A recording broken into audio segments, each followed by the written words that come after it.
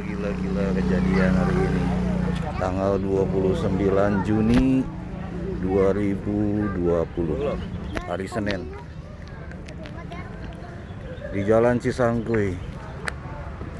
Satu mobil kejatuhan ketiban ranting besar. Plat nomor B2663TC. Hancur.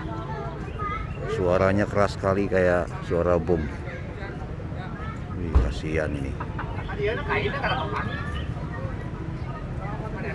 Itu sang pemilik, ibu yang pakai kerudung coklat dan anak yang pakai baju biru.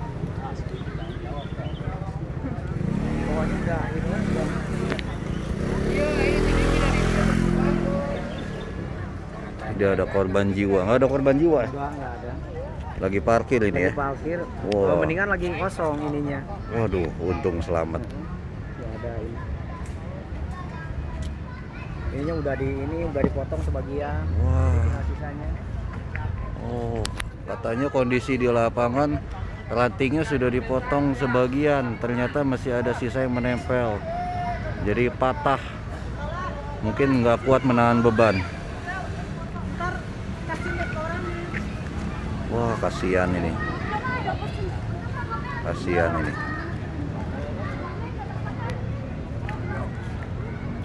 Untung nggak ada korban jiwa. Waduh. Waduh, kasihan.